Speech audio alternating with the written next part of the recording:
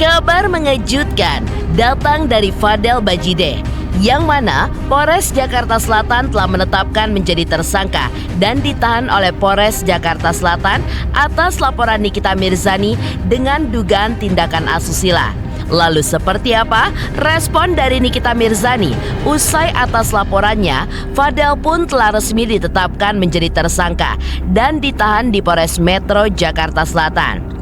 Bahagiakan Nikita Mirzani, di mana ujung dari laporannya ini membuat Fadel ditetapkan menjadi tersangka dan kini ditahan di Polres Jakarta Selatan. Dan usai Polres Jakarta Selatan menetapkan Fadel menjadi tersangka dan ditahan guna keperluan penyidikan, Fadel pun ditahan selama 20 hari ke depan. Namun, sebagai kuasa hukum Fadel, Rasman pun tetap berkeyakinan jika Fadel tidak melakukan kesalahan seperti laporan dari Nikita Mirzani. Terima kasih rekan-rekan semua. Jadi kalau saya selalu berdasarkan kepada hukum. Jadi yang bisa menjawab secara maksimal nanti secara data itu silakan tanya kepada Ibu Humas ya. Yang jelas kami mengucapkan banyak terima kasih, mungkin juga nanti saya memerlukan SP2AP. Jadi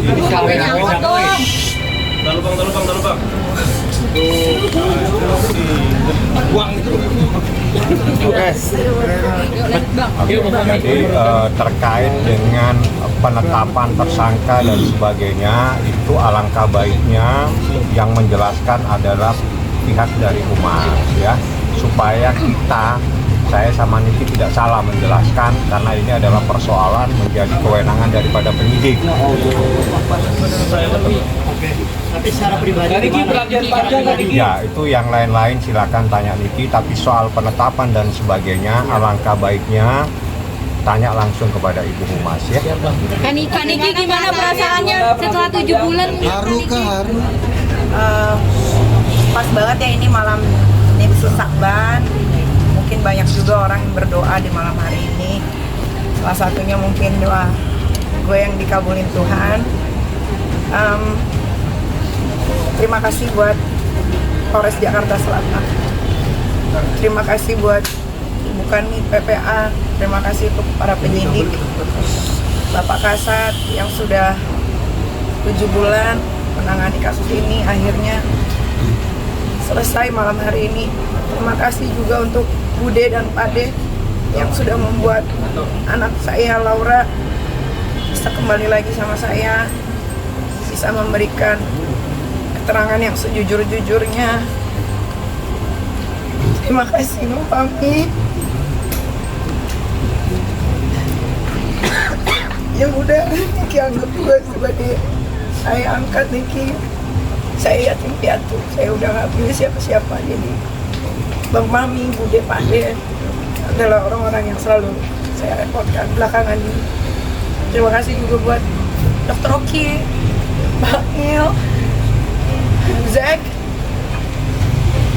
yang setiap hari selalu saya ganggu. 7 bulan bukan waktu yang sebentar. Saya sudah pernah bilang apa yang saya bicarakan selalu fakta, tapi memang selalu tertunda oleh waktu. Hari ini bisa kalian saksikan sendiri perjuangan saya untuk membela anak saya Laura. Walaupun saya dicaci, saya dimaki karena gak becus mengurus anak. Ya hari ini sudah dibuktikan bahwa apa yang saya bilang itu semua benar.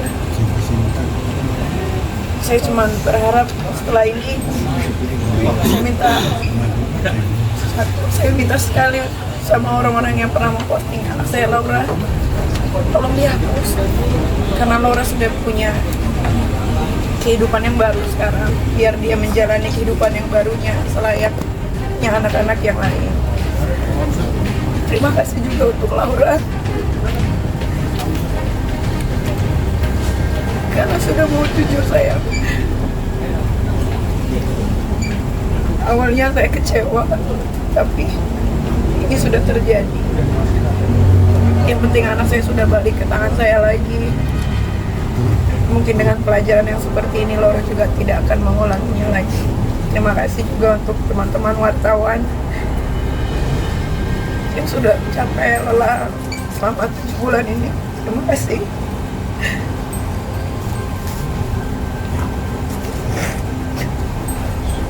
Itu aja. Kak Niki, rencananya Laura akan kembali ke rumah itu kapan ya Kak Niki? Saya bisa minta maaf. Saya minta diakhiri wawancara ini biar Niki kembali ke rumahnya. Karena pertanyaan-pertanyaan yang lain untuk sementara jangan dulu. Saya mohon maaf. Saya minta sudah cukup diakhiri. Niki sudah menyampaikan informasi, menyampaikan terima kasih. Mohon yang lebih lanjut tentang penetapan, tentang penahanan, langsung tanyakan kepada Ibu Humas selaku perwakilan dari Polres dan penyidik. Saya pikir itu sekali lagi saya mohon maaf. Biar Niki istirahat, Niki mau pulang. Oke. Siap, terima kasih. Terima kasih Kak Niki. Sehat-sehat selalu. Matiin. Nah, awas mulai. Cantik banget. Jalan kasih. Oke guys, terima kasih guys. Next ya. Oke. Ya Bu, informasinya terkait Dr. Richard Lee hari ini memang ada pemeriksaan atau gimana? Jadi hari ini dari Polres Metro Jakarta Selatan penyidik meminta keterangan dari yang berinisial R. Itu terkait apa tuh?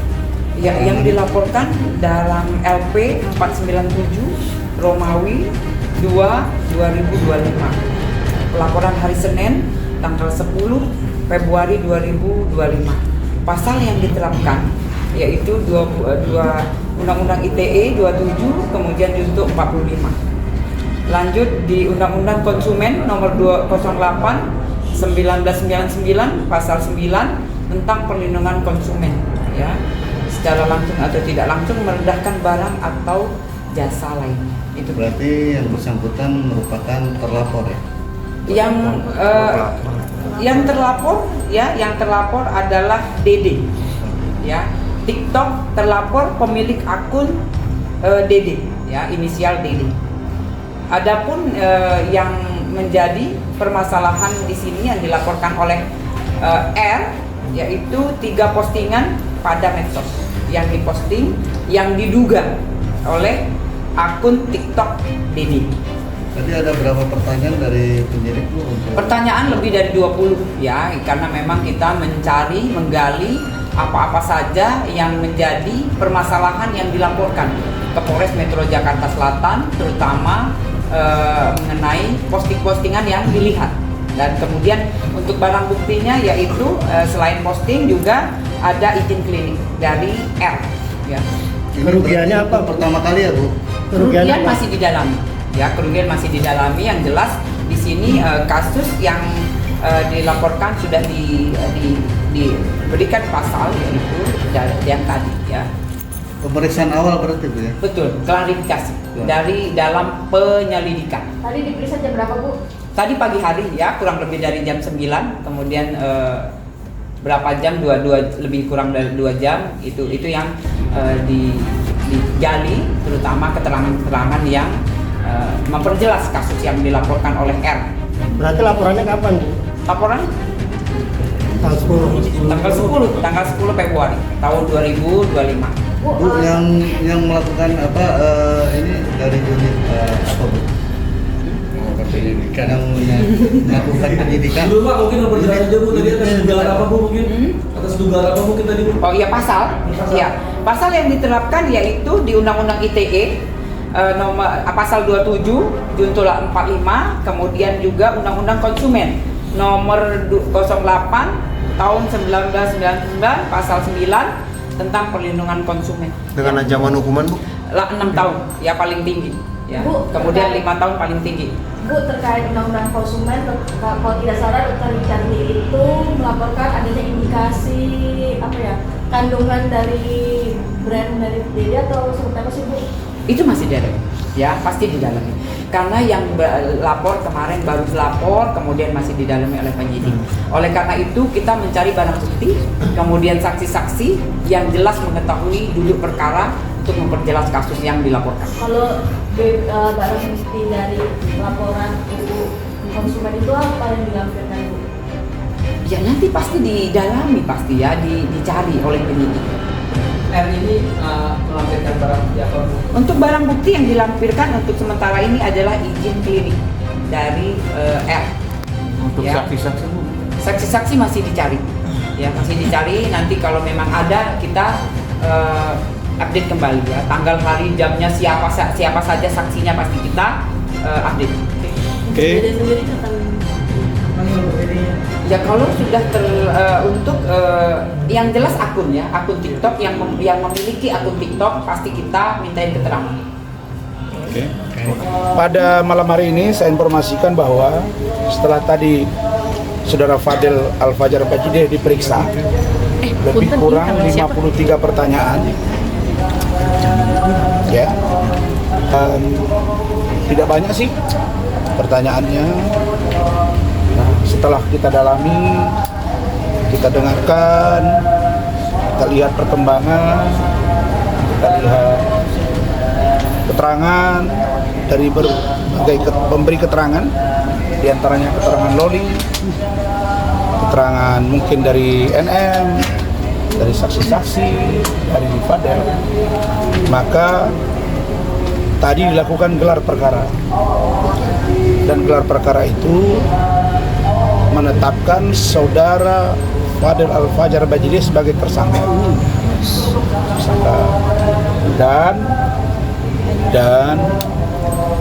oleh karena satu dan lain hal sesuai dengan KUHP diatur bahwa penyidik dapat melakukan penahanan jika satu si tersangka itu mengulangi perbuatannya, menghilangkan barang bukti, dan atau melarikan diri. Nah, terlepas dari ini kasus anak di bawah umur, maka tadi penyidik memberitahu ke saya bahwa Saudara Fadel dilakukan penahanan untuk 20 hari ke depan. Maka saya menyatakan pertama, karena kami belum mendengar keterangan ini secara utuh, karena ada informasi yang kelihatannya berubah dari Saudara Laura Mezani Mawardi alias Loli dari keterangan-keterangan sebelumnya. Tentu keterangan-keterangan ini akan dikaji dan didalami. Nah, karena itulah maka kami akan tetap melakukan upaya hukum. Misalnya upaya hukum lain, apakah dalam bentuk pra peradilan, apakah nanti menunggu di proses persidangan, itu saya serahkan sepenuhnya kepada keluarga. Abang ditetapkan tersangka. Abang Fadel ditetapkan dan ada yang disampaikan nggak Bang dari Fadel? Setelah Fadel ditetapkan tersangka ada yang disampaikan nggak Bang? Nggak Bang, Fadel gimana penyampaiannya Bang? Setelah resmi tersangka, Abang bakal mundur nggak Bang? Bang apa yang disampaikan Fadel? Apa yang disampaikan Fadel setelah Fadel tersangka? apa? Gimana Bang? Kecewa nggak Bang? Abang merasa gagal nggak Bang? Mendampingi Fadel merasa gagal nggak? Merasa Akhirnya jadi sia-sia tersangka nggak sih, nih. Padahal Abang dari awal percaya diri Fadel bakal bebas, tapi akhirnya jadi tersangka. Abang merasa gagal nggak? Dengarin baik-baik. Saya telah berhasil 7 bulan. Ingat ya, 7 bulan melakukan pembelaan hukum dan dia aman. Tapi satu yang saya beritahu Fadel, kalau keterangan besok berbeda dari Loli, itu akan sangat berbahaya buat kamu. Nah, Loli memberikan keterangan yang berbeda. Terus saya mau buat apa? Bang, kenapa itu Karena bisa, itu Bang? anak di bawah umur, saya tidak tahu. Berarti dia sudah membuka hal yang berbeda. Pertanyaannya, Apakah ini dapat kita terima atau tidak seutuhnya? Kenapa dia berubah? Nanti kita lihat di proses persidangan. Abang setelah ditetapkan tersangka, Fadel bilang apa? Berprestasi. Satu-satu. Saya sudah sangat berprestasi membantu dia. Dan saya tetap akan bantu dia. Kami tidak mengundurkan diri. Tadi rapat dengan Rahmat dengan tim. Kenapa? Karena kita mau tahu kenapa Loli begitu. Bang, pertanyaan saya, Bang. Tapi supaya kalian ingat ya, dalam semua keterangan terbaru itulah yang dipegang. Gitu. Bang, apa pernyataan Loli yang berubah sampai akhirnya Fadel jadi tersangka? Apa pernyataannya apa? Bang, pernyataan Loli apa? Yang berubah? Bang, reaksi Fadel, Bang. Reaksinya Fadel gimana bang awal mula bang? Kan, saya ingat ya. Kan Fadel selama ini memberi keterangan tidak pernah sesuai yang dituduhkan. Ya. Dan itu juga lah keterangan Loli. Nah, ketika Loli bercerita kepada saya pun mengatakan tidak ada yang namanya hamil, yang namanya hubungan badan. Nah, mungkin dia memberi keterangan di sana, mungkin ya berbeda sehingga penyidik melihat bahwa ini adalah fakta. Nah, memang pertanyaan dari awal sudah saya lihat tadi memang mengkerucut kepada hal-hal yang menurut saya sangat sensitif. Maka saya tadi sebelum saya beritahu dia tersangka dan dia ditahan, saya tanya di depan keluarganya. Saya bilang, kamu bicara yang jujur, ada tidak? Dia jawab tidak. Nah, kalau memang tidak, ya sudah. Kalau Loli mengatakan misalnya ada, ya kita uji di sana. Kan itu saja pembuktian. Abang, apa yang disampaikan Fadel setelah ditetapkan jadi tersangka ini, Bang? Ada reaksinya gimana ke Abang? Mengatakan dengan sangat tenang, dia bilang, oke Om, kalau memang saya tersangka dan saya ditahan, kasih saya waktu merokok sebentar. Udah, dia lagi merokok. Kenapa Bang tinggalin, Bang?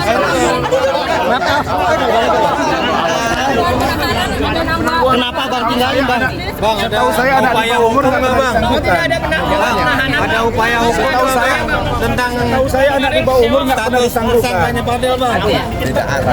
Bang, ada upaya hukum tentang status tersangkanya Fadel. Bang, tapi Fadel kecewa nggak sih, Bang? Upaya hukumnya itu hanya ada satu, Apa itu, Bang? peradilan dan atau gelar perkara khusus. Karena itu anak di bawah umur gitu ya. Bang, Oke. Bang, tapi tadi ketika Fadel ditinggal sama Bang Pulang, apa reaksi Fadel? Menangis Ya, atau tidak. Dia hanya minta merokok. Padahal tidak ada menangis, Bang. Tidak.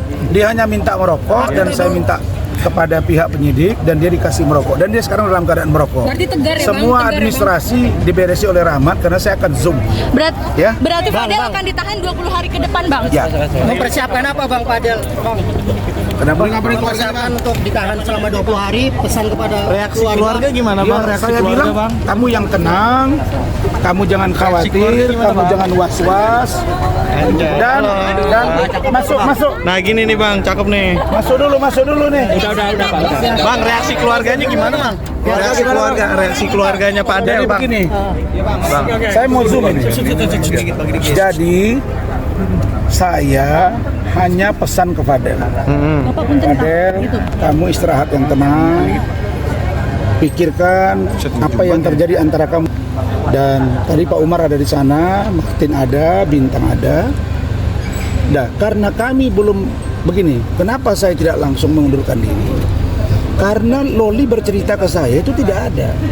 Dan istri saya Bu Ade itu menanya juga di hati ke hati. Ngerti nggak hati ke hati? Saya tidak ada. Pas saya tidak ada, waktu saya periksa yang dianiaya oleh NM, itu saya ke rumah sakit Pertamina kan. Itu Loli itu ditanya sama Bu Ade, istri saya. Dan dia bilang, tanya, kamu ngomong hati ke hati dong. Dia bilang, ternyata itu tidak ada. Ya, tidak ada tante. Ini nggak ada. Ya, terus, ya sudah semua ngomong apa? Nah, sekarang ada keterangan yang berbeda, didukung oleh fakta-fakta. Ya, tugas saya kan membantu 7 bulan sudah. Nah, jadi saya tetap akan memberi bantuan hukum kepada Fadel dan keluarga. Oke, karena kita nggak tahu nih apakah perbuatan ini diketahui oleh keluarganya Pak Umar, saya nggak tahu, ya kan? Jadi sikap saya itu, ya, kami akan tetap bantu. Oke, terima kasih. Meskipun MA sudah mengeluarkan tentang Bang, reaksi keluarga gimana, Bang? Abang akan tetap maju sebagai kuasa hukum, Bang. Iya atau mundur, Bang? Kan MA sudah memutuskan, Bang. Apa itu? Itu yang soal pembekuan. Pembekuan sumpah advokatnya sudah dibekukan, Bang, hari ini tidak boleh mengurusi lagi. Kan sudah saya bilang. Coba baca di Tangannya Bang Punten. pembekuan itu. Ada perintah di situ saya tidak boleh bersidang. Iya, ada. Udah ada. Yang baru yang di Mahkamah Agung, Bang. Yang di Mahkamah Agung. Dia hanya sifatnya pemberitahuan kepada pengadilan negeri dan pengadilan tinggi. Itu doang. Nah, dan itu biarkan tim saya yang bekerja. Dan saya punya organisasi advokat. Biar organisasi advokat yang berwenang menjawab itu. Saya sudah katakan bahwa saya telah melakukan tugas saya membela Loli. Satu, membela Fadel. Saya melakukan satu tindakan membela seorang Likri Makim. Saya di dalam persidangan melakukan protes terhadap Yang Mulia Majelis Hakim, dan itu dianggap sebuah masalah. Dan baru yang terakhir, laporan saya terhadap Nikita Mirzani terhadap penganiayaan, hari ini dia dipanggil, ya. Dia dipanggil hari ini, ditunggu oleh penyidik.